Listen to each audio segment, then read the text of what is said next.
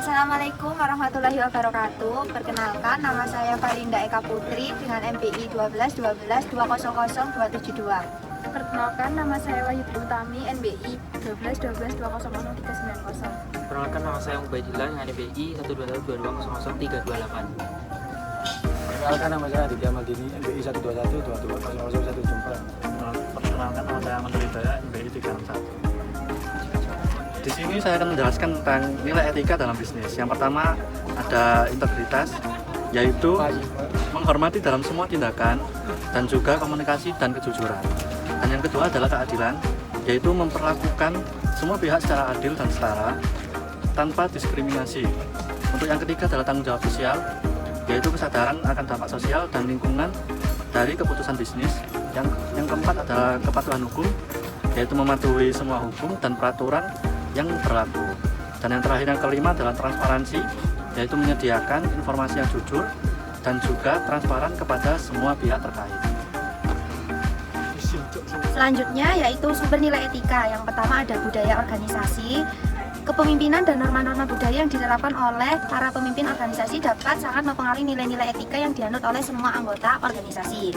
Yang kedua ada agama dan kepercayaan pribadi. Nah, sebagian orang mengambil inspirasi etika mereka dari prinsip-prinsip agama tertentu.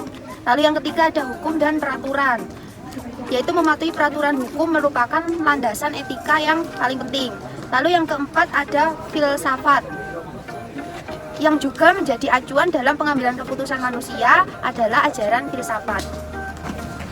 Selanjutnya, faktor-faktor yang mempengaruhi etika manajerial. 1. Kepemimpinan. Perilaku dan nilai etis yang ditujukan oleh para pemimpin organisasi memiliki dampak besar pada etika manajerial di seluruh organisasi. Yang kedua, budaya organisasi. Budaya organisasi yang mendorong integritas, transparansi, dan tanggung jawab sosial cenderung mendorong etika manajerial yang baik. Yang ketiga, tekanan kinerja.